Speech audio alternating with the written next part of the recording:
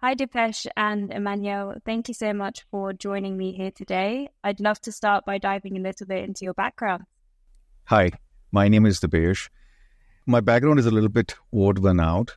I am, from an academic point of view, a chartered accountant or a CPA. And in India, chartered accountants are also allowed to practice tax law. With that, I've done approximately 11 years of international tax law practice. And the last stint was with PwC, which I kind of left around 2016, at the end of 2016 or at the start of 2017. During my years of international tax law, I got into coding and breaking things, sort of just reading from online and doing stuff. That was just my guilty pleasure, I would say. And that's how in 2017, when I got introduced to blockchain, is when I decided to completely go inside this realm, learn coding formally and become a developer. So my role today is though the CEO of BuildBear, but I essentially still recognize myself more as a developer. Emmanuel? Yeah. Hey, Maddie. I'm more of like the tech guy, the tech person. I handle the tech at BuildBear. A little background about myself. So, I mean, as usual, as a lot of people back in the days, I actually started with ML, like machine learning, like it's back in like 2017, 2018. Proceeded to more towards core systems and core services, writing core services and stuff. Then I actually found blockchain. And blockchain was pretty interesting because it's permissionless, it's decentralized, and it kind of resonates a lot with my beliefs and ethos and stuff like that. So, and there I started with blockchain, and one thing led to another, and now I'm at BuildBear. So yeah, that's mostly a quick and short intro, I would say. Do you want to dive into a little bit what BuildBear does and just introduce the platform? Yeah. The objective of BuildBear from day one is essentially to create an automated and a continuous testing engine for Web3 applications. And this entire objective is more or less from our own experience. And the seeds lie essentially in 2019 when I created DeFi Zap, or otherwise known as Zapper today. At that point of time, unfortunately, testing with mainnet data was completely new. And that's where essentially we'll also touch upon a little bit towards the other questions, that the development framework or practices in Web3 are a little immature and at a nascent stage. And from there about, I was essentially waiting for 2 to 3 years if someone could solve that problem. And at one fine day, I just gave up and said, okay, fine, no one's doing it, and I got to do it myself. And me and Emmanuel were working together on another project. And that's how we both got together. The idea is very simple. A lot of Web3 teams, including ourselves, were doing the same thing in terms of testing the application again and again. So a lot of environmental setup and figuring out how to do the testing at scale was makeshift and wasted a lot of time. And that's what the idea was, BuildBear, that can we create a tool which just helps us and cuts approximately 1/3 of the time. So dApp, which can take almost 12 months in development, we can cut down the irrelevant time of approximately 3 to 4 months and just bring it down to a more go-to-market faster timeline of 8 to 9 months. Within that process, how are you able to shorten the time frame so much? I mean, Emmanuel should dive in more into this because honestly, when we were doing, in the last project that we were doing was time swap. So what we would do is we had a particular way of testing, and more or less every dApp has a similar way of testing. That unfortunately was something that Emmanuel was somewhere leading that one. I was essentially just setting up what needs to be done, and then Emmanuel would do it. And I would say the pain is more with Emmanuel than with me, so he should dive in. But cutting that pain is what is essentially shortening up the time. So Emmanuel, I'll let you know, or sort of let you share that pain that you've gone through. Yeah, I mean, again, it's like around 2 years back, I would say, or whatever. But like even now, even when I'm talking to devs now, like usually what they do is it's a cycle of manual testing, and and there's a lot of human resources involved, right? So you manually have to, press keys, you manually have to write commands or whatever, like, and you have to manually do the entire testing part, right? And even like setting up environments, setting up the environment in which you are going to deploy your code so that you can test it, you can run it and stuff like that. It's a vicious cycle that you can actually shorten, and you can make it faster. You can optimize it, right? The people nowadays are kind of accustomed with it because they are just accustomed with the things that are already there. But if you look back at Web 2, like if you look at the big tech and stuff like that, they've already optimized it because they know for a fact the engineers won't be able to work at full capacity if this thing exists, right? So what we are trying to do here is we're trying to shorten the dev cycle, the vicious cycle, the parts where we can automate it, we can make it faster, right? We can use computers itself to solve the entire problem that we want to do. So that's what we're targeting. Are there any particular types of Web3 applications you're targeting initially? We are plug and play for DeFi applications. So it's if the question comes, whose CTO should unlock the doors first, it should be a DeFi. But DeFi games use our platform as well, and there are a couple of more hybrids and complicated apps that also come in. We have, thankfully, a couple of finance guys who are trying to test very complicated algorithms, who are not building a DeFi app, but essentially using DeFi apps for their trading strategies. So even they use BuildBear for their testing their algorithms. What is the current stage of the BuildBear product? Is it ready to be used, still in development? Okay, this one I'll have to break into two phases, essentially, right? Now, when we started building this out early 2022, essentially the goal plan was, as I mentioned, to automate a lot of redundant things.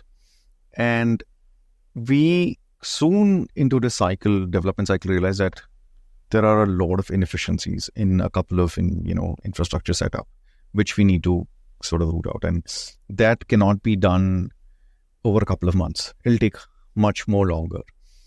And hence what we went at with a very simple approach is, we had a low hanging fruit. Can we let people create private sandboxes and then do whatever they want to do with it? And as they do it, we learn from there in optimizing the engine that we're building, which what we call the Phoenix engine. And that has been live for now approximately 15 months. And now we've completed our Phoenix engine and we are onboarding users on it right now. So the product is developed, but with production, we always have to keep your fingers crossed. We didn't want to just simply turn on the switch from what we have to the Phoenix engine. So we're onboarding our, aggressive users, for the lack of a better word, whom we know can actually put pressure onto our platform, and we can learn way more than what we expect. And then in April, we'll basically be turning the tides completely to Phoenix engine. Actually, I'll give a TLDR of it because I don't think, I think it might be too technical or whatever. But so the thing is, with our initial sandbox environment or initial engine 0 or whatever, we actually had a lot of learnings and a lot of ideas and also a lot of development practices that we actually took and we implemented it onto the new version, which we have just released basically a couple of weeks back or whatever. Currently, we're like Dipesh told, we are basically onboarding people right now, and we are moving that into production right now. So that's it. So you're almost following the principles of what you're building and doing some user testing to figure out where this application can add the most value. Yep. I like it. Yep. Exactly. What do you think the most common thing development teams get wrong when they're doing these testing phases for that dApps?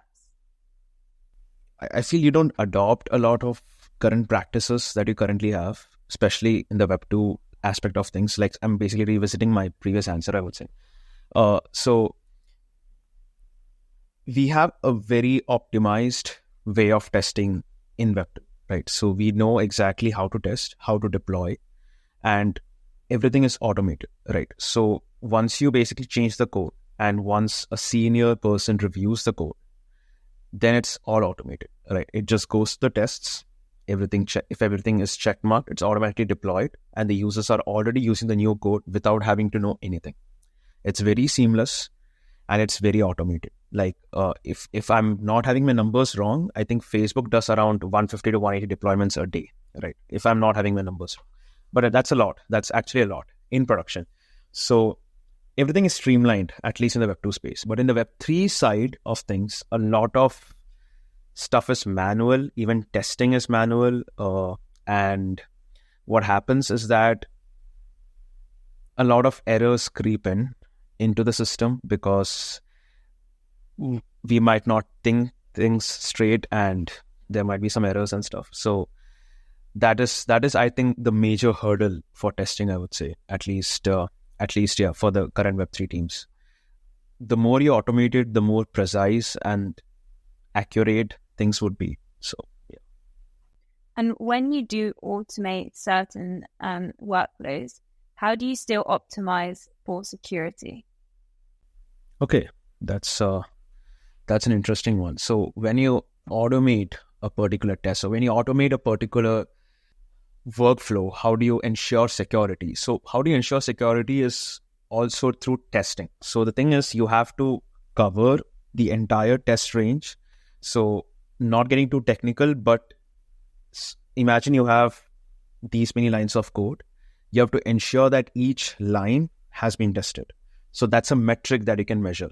And you can also measure what range of inputs, that is basically what inputs that you're passing on to the function or your code is being tested. So that is also a metric that you can measure.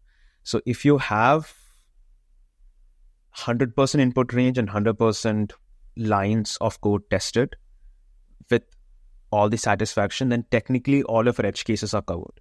And if that is a scenario, then you can be completely confident that your smart contract or your code is secure, unless there's a logical error.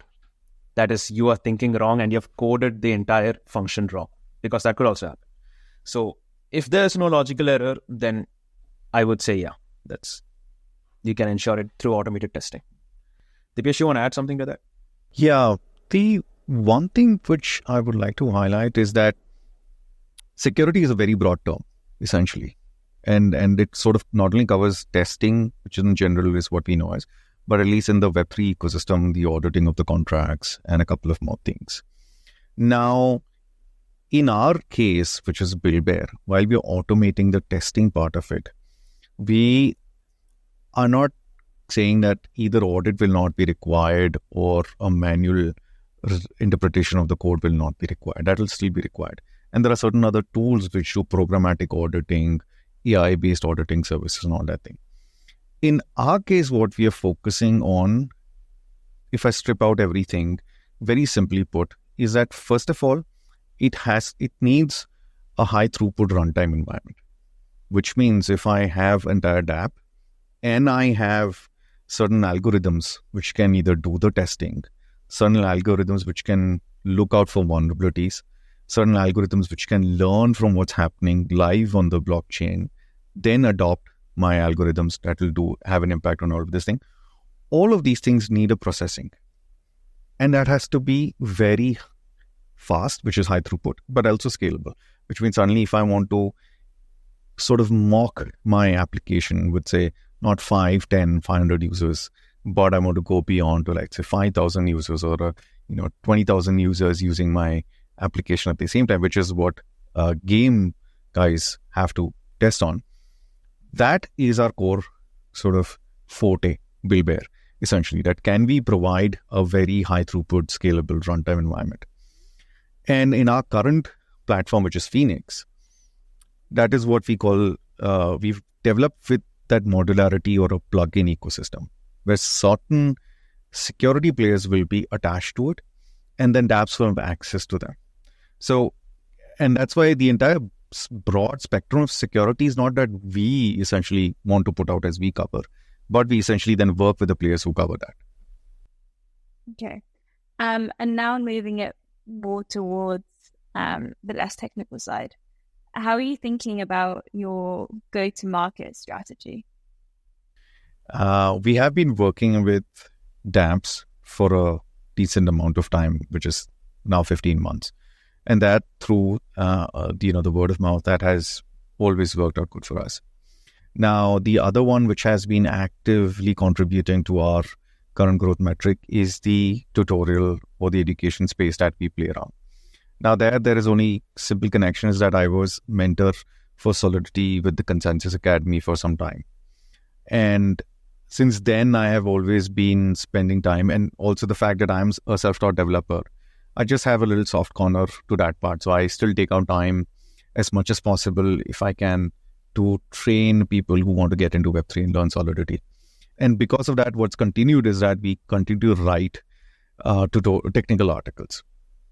And we publish it. We started with Medium, then we continue, even date, we continue with Medium, and then we have our own now blogs, posts, services. So that has been the second front.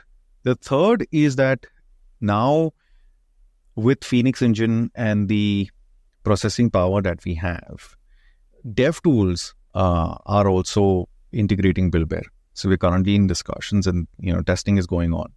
So these are other dev tools that again need us. One of them, which is already live and has been live for considerable amount of time, is Solidity Scan, and they are basically a vulnerability, programmatic vulnerability detection service. There, every sandbox that is created in BuildBear already comes with a Solidity Scan built in, and developers deploy a contract, and once they verify, they actually get a score of how much vulnerable it is. So that particular network is now expanding. And the last one is essentially, we start speaking with enterprises for the ones who have that exponential demand of a very formally structure of testing. So that is the last one that we're tapping on right now. I think it's really smart what you're doing in terms of like integrating into different dev tooling, because it's a way of almost doing like B2B to B, where you can hit multiple different businesses at the same time rather than just going one to one to one. It's a lot quicker. Absolutely. And it is honestly worked out, because a lot of dev tools need this essentially. For example, if I have to just jump out to Solidity Scan, how they do is they need a verified contract on a testnet or mainnet to let the dApp know what is wrong in the contract. The only fun part was that dApps were not okay to deploy the contract publicly, because they're still developing, figuring out. And that was a chicken and egg situation, or a completely lock, right? And okay, I cannot go to a public chain, but Solidity Scan needs pulls out the data from the public chain to tell you. So BuildBear was a sort of a real match over there, that dApps would go to BuildBear, deploy it, give the address of that particular distinct to Solidity Scan. And that's why it reversed. Like we said, okay, it's available to all. And Solidity Scan was very kind enough to just provide that score metric for every single contracts that are deployed on BuildBear and verified. They just provide a score. So that's how it just works out. Okay. And sorry, because this is a very non-technical question coming from my side, but how do you actually build the private sandboxes? Do you use the infrastructure from public blockchains, and then how do you build the private sandboxes? Yeah, so public blockchains, so they are pretty good tech. If you look at Geth or Aragon or whatever, they are pretty good tech. But our requirement is slightly different. Our requirement is so that we can support multiple sandboxes at a single time, right? And most of the nodes are written for a single chain. They are only focused on a single chain, right? So you just run a single chain. If you want to run one more chain, you have to run a separate instance altogether. So what we did is that we actually started from scratch. So we had to build a robust system that can go multi-chain, multi-node for multiple users, but also be fast, performant, and scalable in the cloud, right? So we started from scratch. We are using basic things from different components from different ecosystems. So the EVM and stuff, we are basically using the Rust EVM and the REVM specifically. But yeah, a lot of things have been built on top of it by us so that it can be scalable and can support the load and the needs, the requirement for us. Yeah, basically. Okay, and how, again, sorry if it's a stupid question, but how do you build the interoperability of those different chains in that private sandbox? So you're saying you're building across multiple different chains. How do you build that within? So again, it's basically our secret sauce kind of thing. So what we like on a very high level do is that we split it out in the data part. So the data is sharded for each sandbox or something like that. And inside that, technically the entire computation happens or whatever. And we also run our nodes for the infra so that we can get faster access and stuff like that. Yeah. So what interesting applications are you currently seeing on like the BuildBear application? There are two of them. One is the dev tools, honestly, and this is also part of now our GTM because this one just, let's say, came out of surprise from somewhere. There are certain more dev tools that reached out to us and had a different problem statement that they wanted to resolve, and that was one of the interesting applications.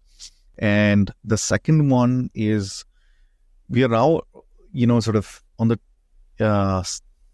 just starting it out, but speaking to a couple of gaming companies, and what we expected them to do for their testing their on-chain games is a little bit, I would say, from an immature side as compared to they themselves. When we are speaking to them of what they want to test and how they want to test, that's a very, I call it aggressive or very powerful way of testing that they want to do.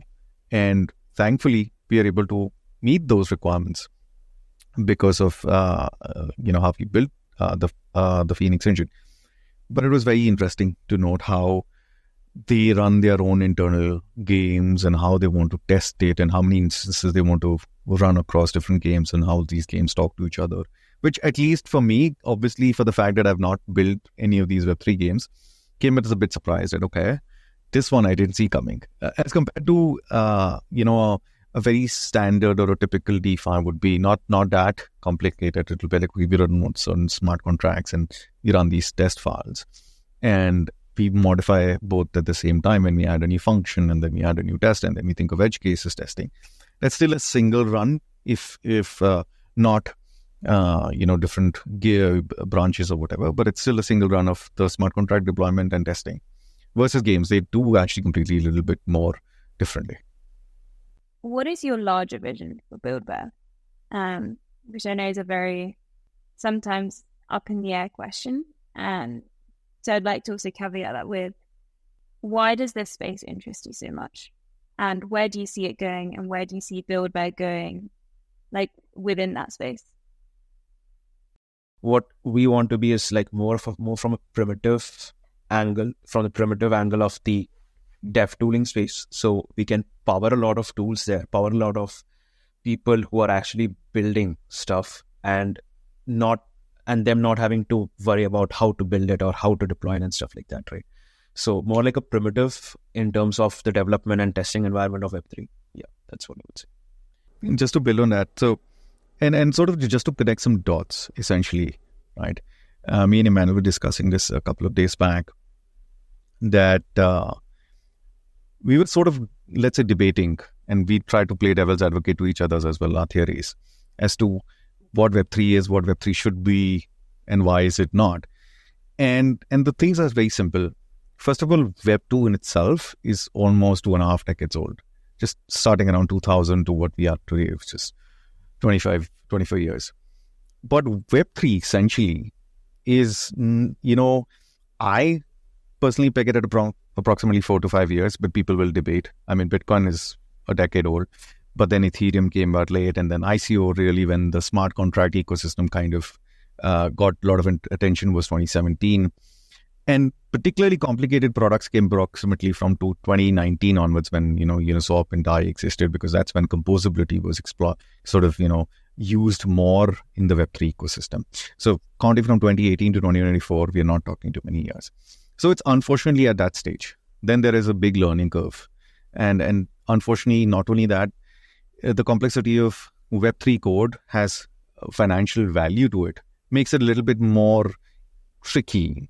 And hence, it's not easy to just, ask any developer to start building a Web3 applications. There's, again, a huge, sort of security has a very big cost over here. And because of which, while we had a very simple idea, me and Emmanuel, when we started, the BuildBear thing, can we just make our lives better?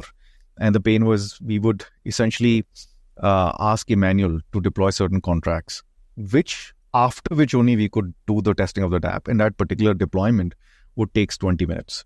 Then only we can land into testing, and that would take probably 5 minutes, and we would have figured out a bug, and then we'd say, okay, we're fixing this bug, another 2 hours, done.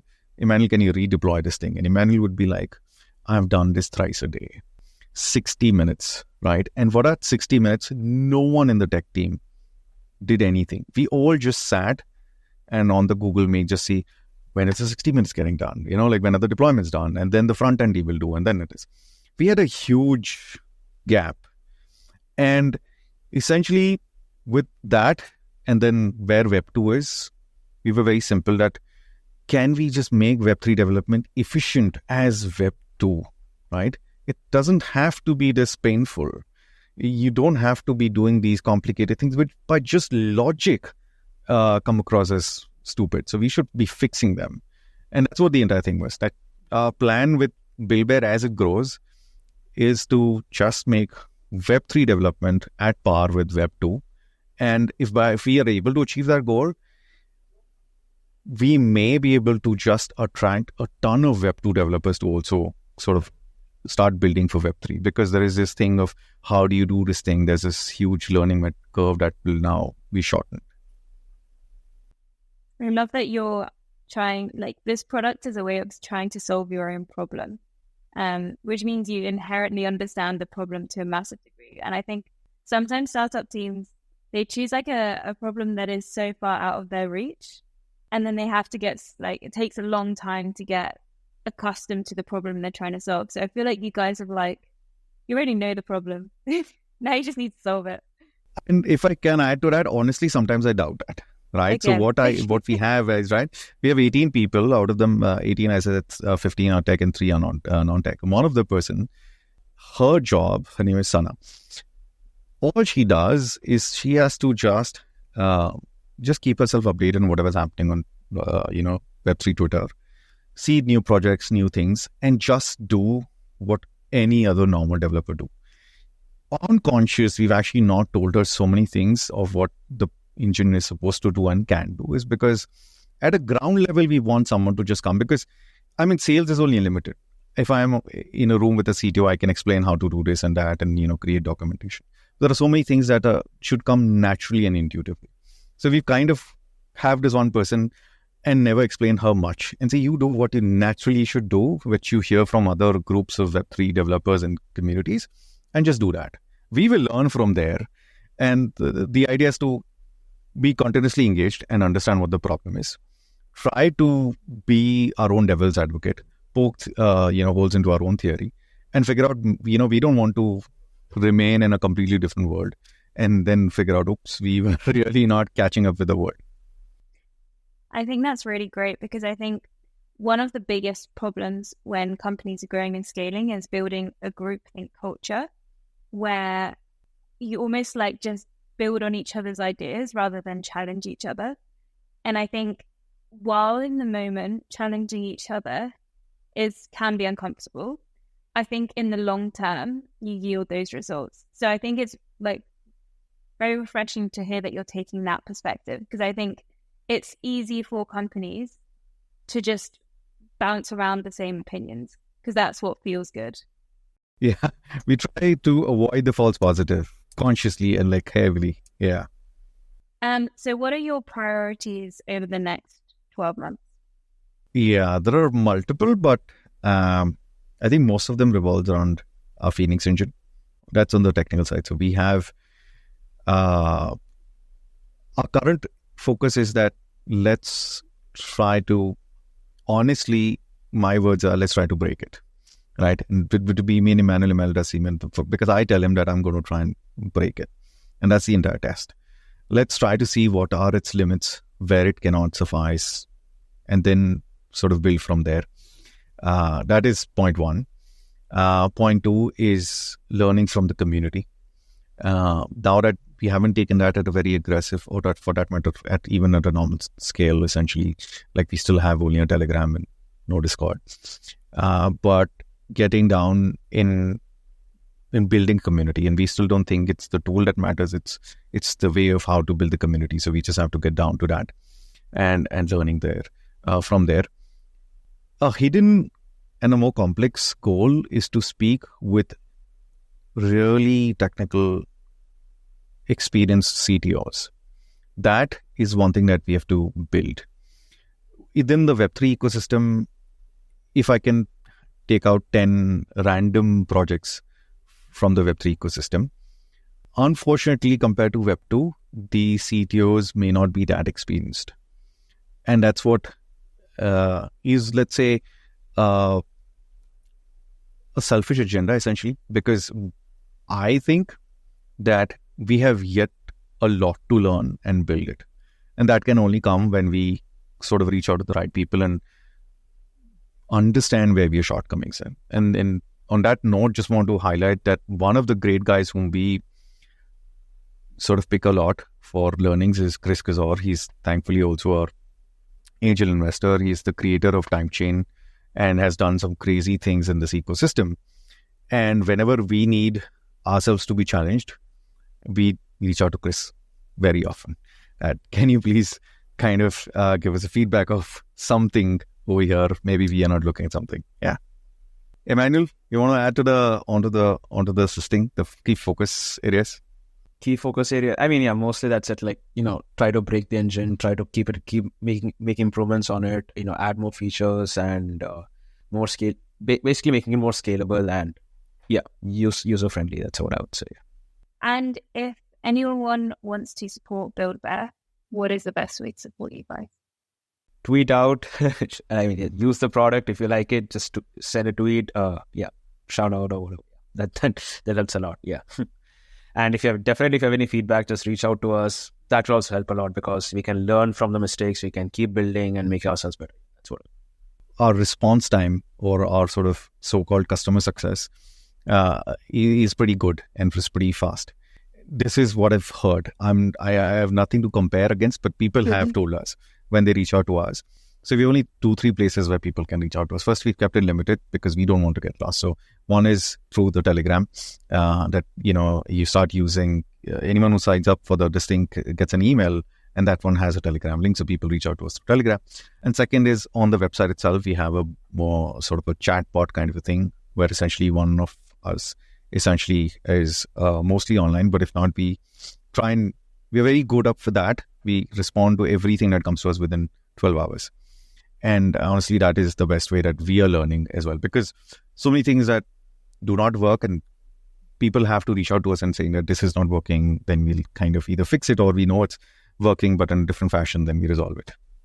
I really liked your guys' approach, which is, I think, you build very learning from your customer environment, which I think, especially product market fit, is like what you should be spending most of your time doing as founders. Yeah. I'm excited. I'm excited to follow where you guys go. Thank you. Thanks. Yeah. Appreciate it.